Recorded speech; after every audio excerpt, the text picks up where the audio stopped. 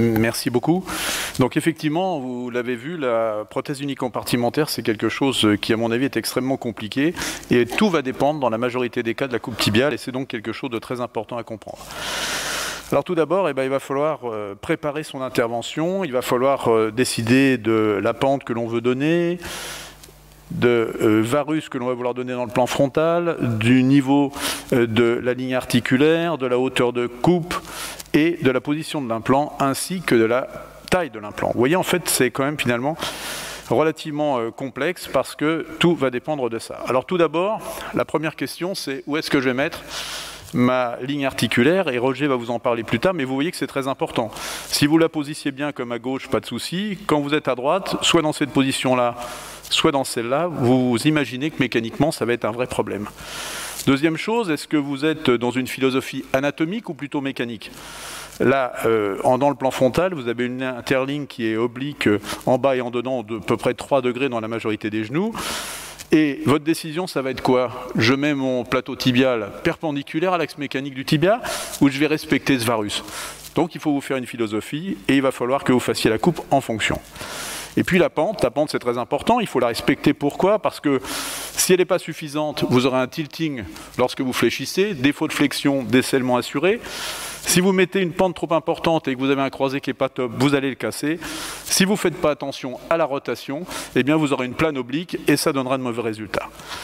Première étape, retirez bien tous les ostéophytes, c'est la première des choses à faire. Pour le testing, c'est important, pour y voir, c'est important. Et vous n'hésitez pas à faire cette intervention qui va vous prendre quelques secondes et qui va vous permettre non seulement d'y voir, mais d'avoir un testing de très bonne qualité. Premier temps, je fais une coupe sagittale. Il va falloir que vous ayez des repères.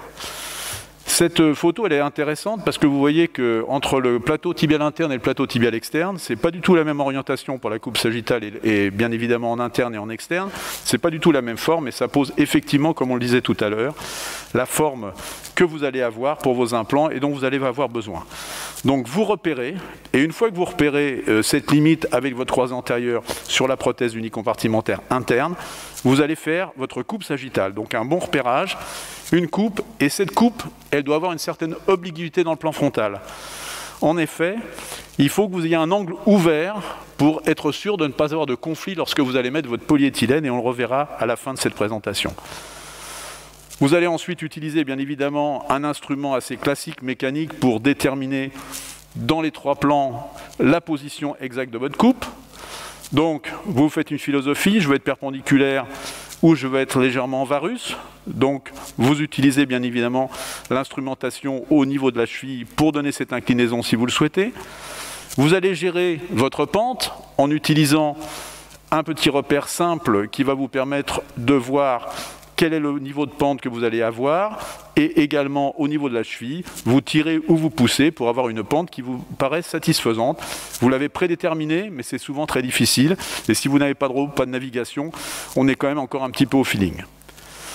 La hauteur de votre recoupe, elle va influer sur votre ligne articulaire.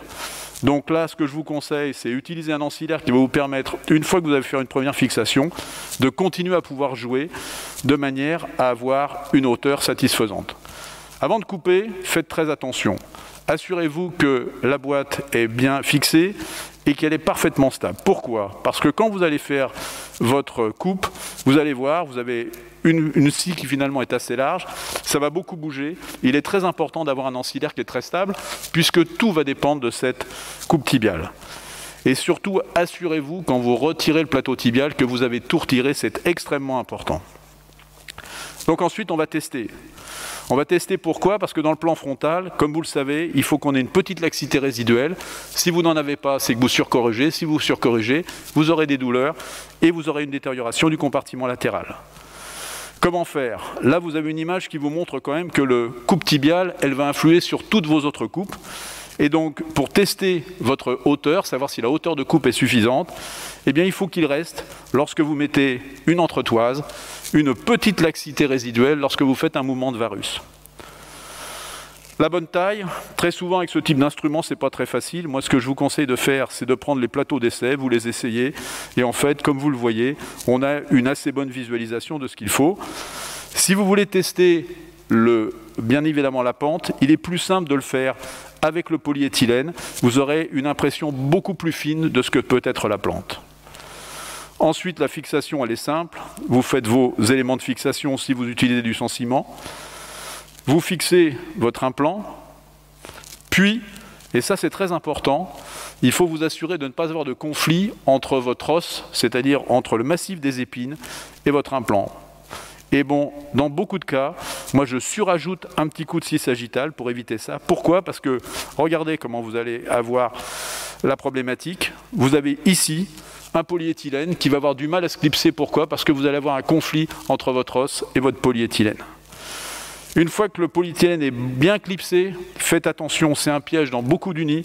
Il faut vous assurer qu'il est parfaitement encliqueté, que vous n'avez pas même un demi-millimètre de gap, parce que si vous avez ça, vous aurez des surprises et vous aurez un polyéthylène qui va se déclipser au cours de la marche. Ensuite, bien évidemment, il faut tester à la fin l'intervention. En résumé, retirez les ostéophytes, repérez bien vos repères anatomiques, marquez-les, c'est extrêmement important, surtout pour la coupe sagittale. Vérifiez bien que votre boîtier de coupe est parfaitement stable et qu'il est en bonne position, en varus, pour la pente et pour la hauteur. Soyez sûr que vous avez retiré tout l'os, parce que si vous n'avez pas retiré tout l'os, parfois en postérieur, vous pouvez avoir des conflits et vous pourrez avoir des tilts très importants. Fixez bien les choses. Vérifiez bien que vous n'avez pas de conflit entre l'os et essentiellement votre polyéthylène. Et soyez sûr que votre polyéthylène est parfaitement bien clipsé. Merci de votre attention.